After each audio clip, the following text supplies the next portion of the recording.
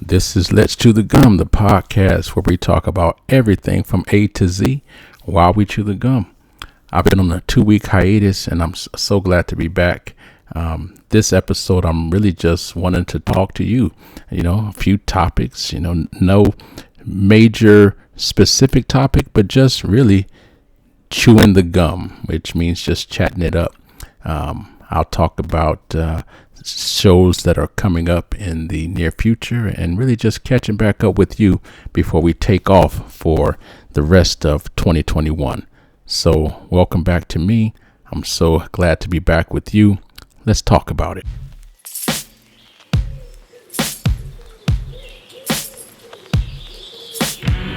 Welcome to Let's Chew the Gum. I'm your host, Protocol. We talk a lot about a lot of things in this show while we chew the gum, and just like every show, we always have something for your mind,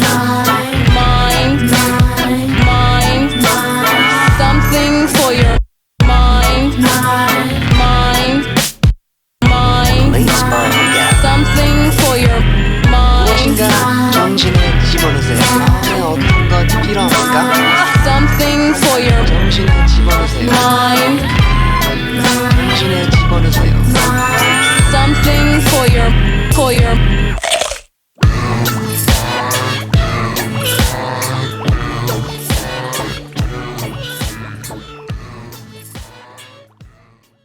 Oh man, it's good to be back from the 2-week hiatus.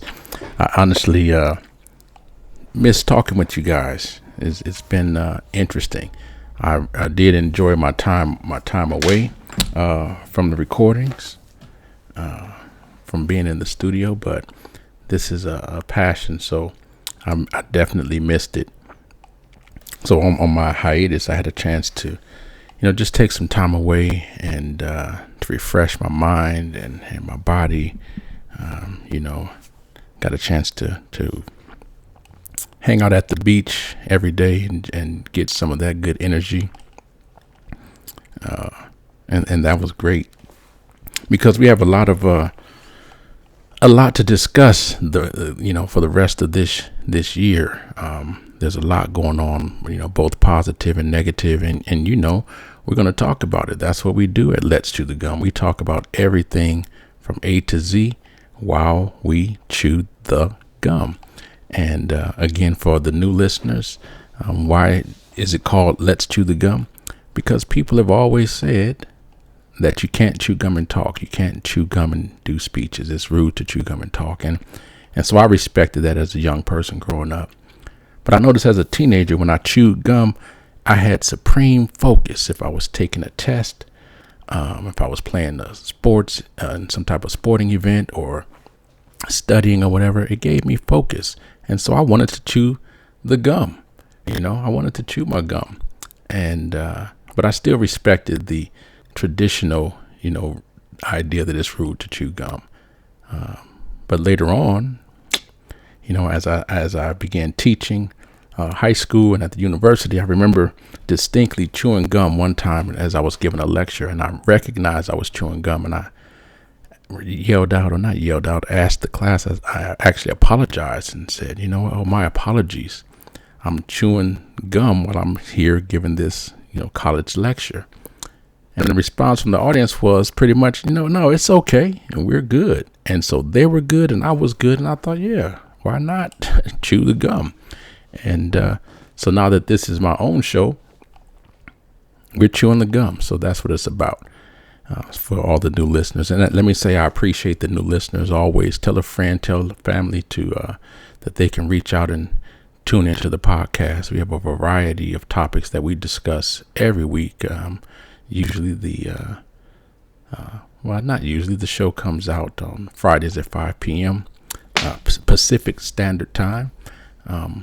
You can check us out on Google Podcasts and Apple Podcasts and Spotify and Spreaker and pretty much anywhere you find podcasts, we're there.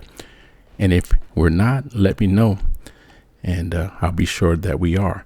You can always email at letschewthegum@gmail.com. send me a message if you'd like to be a guest on the show, or you have suggestions, or to submit questions, comments, or concerns. I'm always happy to engage with you all, so that's much appreciated. Before I go further, let me also give another moment of appreciation to all of the listeners who have been with me from the start, and those that have kind of come on later but are still around. And now, again, over 35 countries, 37, I believe, countries around the world. So that's been phenomenal. I really enjoy the feedback and the opportunity to speak with you all. So, as I said, we had been on a 2-week hiatus, just taking a brief break to, again, refresh, rejuvenate for the work that we have ahead this year. It's a hot summer, and there's always something going on in the world, as you guys know, and we'll be sure to be a part of that coverage for all of you. But for now, I just want to kind of ease back into it. Maybe I'm still on my vibe of being on a brief vacation hiatus. So what was your summer like? What did you do this summer? Did you take a vacation? Did you have a staycation? Did you not do anything at all? And for me, all of those are okay. I remember times when a vacation for me was looking in a book, thinking about where I could go, if I could go. So it doesn't matter. You're alive and you're listening, and I love it. So, but just taking a moment to think about what we did this summer, or maybe what we're planning to do this summer. I know schools are about to start back up for many people in August, and then in September. We're going to have a show about that too next week. So be sure to come back. We're going to look at and talk about the reopening of schools full time, fully open for the most part, many schools with no restrictions. And we'll look at, perhaps, the teacher's perspective of that. Maybe have some guest teachers. We'll look at, families and students' perspectives of that, because that's important. Oftentimes these decisions are made for us in terms of, schools are going back open, but it doesn't always account for the individual families whose situations might make that improbable, or, so I know there's plenty of people that are ready, and there's some that aren't. So make sure you tune in next week. So yeah, we have that going on this summer. Again, employment, it's up and down. I hear statistics of, great things, but I see a lot of it's weird. I'll hear that, people aren't working, people are being laid off. I'll see plenty of signs for people that are hiring, and it's a weird dynamic. And before we judge people about, people would rather collect unemployment versus working, I don't know that. I hear so many generalizations, but I know there's some situations where people are still apprehensive about going into workplaces where all restrictions have been lifted. There are no mask requirements, and they have populations or individuals in their homes that are vulnerable, and for them it's more practical and sensible that they don't work. That could be a reason why many establishments are understaffed. It's not, this narrative that's always pushed about people are lazy and they would rather get unemployment. I don't know, and I'll openly say I don't know, and I'd rather say that than make blanket statements about the inspirations or the motivations behind people that I don't know, especially on a grand scale. So if you know, you can speak on it. If you don't know, stop generalizing. So we have that sort of situation going on this summer. What's happening in your area? Send me an email. I want to know what's going on in your area, your life. How has this summer been for you? I know I was down in San Diego, California during the hiatus, and it was pretty open. I didn't see too many places where masks were being worn. There were, most of the establishments, the workers had masks, but people were just freely open. It was actually beautiful. It was a little different. I had not been used to that, and I hope that everyone is safe in that regard. But I do know that I've heard news of, the Delta variant, different variants, I don't know what to make of it, people. The people that go around unprotected, I have nothing but hope and faith that they will be okay. It's a beautiful thing. And those that choose to be more, in this case, conservative in a different way, but more conservative and mask up, I appreciate and respect them as well, and think they're very sensible. So I don't make too much about it one way or the other. You have to make your individual choices, and please stop mask shaming people. Stop mask shaming people. People are shaming people for wearing masks in their car when they're alone, but you don't know their situation. They may have a car full of potentially contaminated items, and they're masking themselves from that. They may have been in a situation where their clothes are contaminated, and they work in a contaminated environment, and they're masking up for that to protect loved ones at home. Personally, I was telling folks, I have seasonal allergies, very bad. I did have before recent treatments, and I would be forced almost to wear a mask. This is way before COVID, but I would be forced to wear a mask, and no matter where I was, whether I was in my car driving on the street, or if I was just outside or in a building. And so, back then people made little jokes and tried to make jokes about it. If I had Ebola or something, none of that is really funny, because those things really affect people. But when, those things don't necessarily apply to you, it's easy to make light of them. So let's stop mask shaming, and let's stop making that a political statement for one side or the other, because it's a situation that should be based upon individual choice and necessity. Right. So yeah, this summer has been interesting. I'm looking forward to the new shows, or the new topics that we'll cover. Have some interesting topics that we'll be, I don't want to give them away right now, but as I said, next week we'll be talking about the return to schools across the nation, with little to no restrictions on COVID. I'm sure there'll be protocols in different areas, and different areas will have different approaches to that. And that'll be based upon the different school districts and some state guidelines as well, county health departments, et cetera. So that'll be our topic next week. But it's not next week. It's still right now. As I said, send me your email me, let's2thegum@gmail.com, about your summer activities. What are you preparing, or what have you done to prepare yourself for the work ahead, whether it's the fall or winter, or you're going back to school, or is your college or university opening? Have you been on vacation from work? What are you doing right now to plan ahead?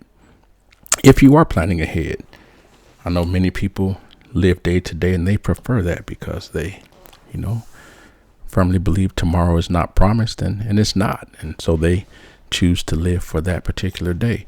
And there's others that are very industrious, and they plan far ahead for whatever may come, even though they don't know. So what are your plans? It's interesting to think about what life was like just before COVID, in terms of what we were doing. What was life like? What were we prepared for? What were we not prepared for? I definitely was not prepared for the shortage of toilet paper, for sure. Maybe didn't run out either. Thankfully, we were able to keep our supply at a sufficient level, but may have been prepared for and thought about, things like, medicine, water, and food, those types of of things. And I know many people, despite how much you can think about the possibility of those shortages, it doesn't matter, because maybe they don't have the means and resources to have a surplus or a supply. All right, so all you nonprofits out there and good-willed folks out there, consider that having a community supply for the needy. But getting back to what was life like for you just before, if you can remember. As I said before, sometimes with this pandemic, reflecting back on things that I was doing or involved in, sometimes it seems like it was years ago. With COVID, it seems like it was so long ago, and other times it just seems like it was just yesterday. So this pandemic 2020 had this weird effect of making things prior to it seem so long ago, and some things like it was just yesterday. I don't know. It's kind of weird. It's kind of weird, but that's something to consider. Now that we've been through that and are still going through it, really. What are you doing different? How has that changed your approach to life? How has that changed your priorities for daily life? Just an interesting thought. Think about that for a moment. I want to take a break, just a short one, not a 2-week hiatus. I'm going to take a short break for a sponsor, and I'll be right back. Think about that, though. What was life like for you, and how has that changed your priorities or approach to daily living? Be right back. Mind. Something for your mind. Mind. Please smile again. Something for your mind. 무엇인가 정신에 집어넣으세요. If you haven't heard about Anchor, it's the easiest way to make a podcast. Let me explain. It's free. There's creation tools that allow you to record and edit your podcast right from your phone or computer. Anchor will distribute your podcast for you so it could be heard on Spotify, Apple Podcast, and many more. You can make money from your podcast also, with no minimum listenership. It's everything you need to make a podcast in one place. So what are you waiting for? Download the free Anchor app or go to anchor.fm to get started. All right, so we're back. Thank you for listening to our sponsor. We've just been pretty much chatting it up, coming back from this 2-week hiatus and easing into this next stretch for the year of 2021. And again, I'm so happy to have the new listeners that are coming on and hearing this podcast for the first time, and all of my listeners from 37 countries around the world that tune in each week. Glad to be back with you all. As I said, next week we'll be talking about the reopening of schools and how that's affecting and influencing those that are involved, teachers, students, families, etc.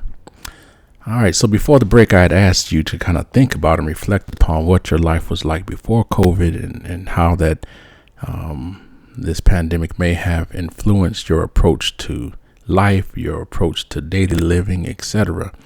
And, I hadn't pondered that before myself, so I'm going to respond to my own question. And again, feel free, send me your responses to my email address. I wish I could give you all my personal number. You could just text me right now and I could see him and whatnot, but that's really not practical. So I do respond to all the emails I receive. So send it to letschewthegum@gmail.com. That's LETSCHEWTHEGUM@gmail.com. So before COVID, for me, life was, it was life. I didn't think about it in terms of, before COVID, but life was life. There were some things that were routine, like, getting up and physically going into classrooms to teach. There were the daily, activities and family activities, get-togethers with family. That's what's mostly different is the interpersonal connections. After COVID, during COVID, obviously a lot of that changed as we socially isolated ourselves in our homes and combines or wherever we were. Those that could, I know there were a lot of people that couldn't isolate. I thought long about people who lived in apartment buildings and high rises. Like how did that work for them?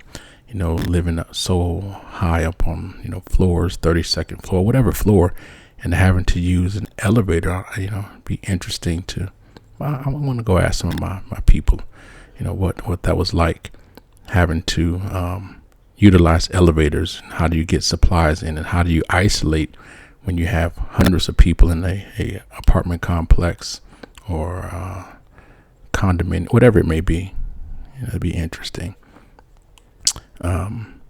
After, I shouldn't say after COVID because it's not done, but now that a lot of the restrictions have been relaxed and eased, what approaches are different? A little bit more willingness to be spontaneous, to kind of, venture out. It's like a turtle in its shell. You kind of venture out a little bit more each time to kind of test the waters in the environment. I know that because of COVID, it's taught me to be, or enhanced my ability to be a little bit more creative in terms of personal entertainment, I guess. During COVID, there was a lot of, refashioning my residence to, really be conducive to, having to be here all the time. Not that it was, ever uncomfortable, but we just hadn't had to do that. So, whether it was different setups or games or arrangements or adjustments that were made, or different activities to replace what we would normally do outside, that was a big thing. But the creativity aspect definitely kicked up, because you had to be sort of creative and to be able to maintain, sanity. Prioritizing, like, what things were really important. Was it very important that I, went out to, a certain restaurant or a certain bar, this many times a week? Or was it really important to, do whatever? As I'm speaking of this, I hope that, you are thinking of your own situations. And I asked to do that because for me, it's therapeutic. It kind of just helps me to stay centered. It gives me an insight as to, where I was, where I am, and where I hope to be. So anytime you can engage in a reflection or reflective process about, whether it's life in general or whatever it may be, it's beneficial. So I hope you take some time to do that. And not just during this show, but just in life in general. It's something that I engage in, really. So once I started teaching years ago, I would go home at the end of the day and write in my journal or reflect in some kind of way about, that day, how I interacted with colleagues or students and what I could do better and what went well, etc. And so it became just a ingrained practice for life in general. And I think a lot of folks do that. All right. So thank you for going through that process with me. And I do really am looking forward to your emails about your summer. How is your summer preparing you for this rest of 2021? And what are your plans? Are you going again back to school? Are you going back to work? Do you not work? Are you retiring? How has COVID affected that? Are you planning now to have a food supply? Have you been able to store up food? Are you in a situation where you are homeless and you don't have a clue, but you're just striving? I do have a lot of people who are homeless that listen to the show, and I'm so grateful to you for that. Also taking the time in your day to do that, and so I appreciate it. Definitely. I'll tell one quick story before I end this episode.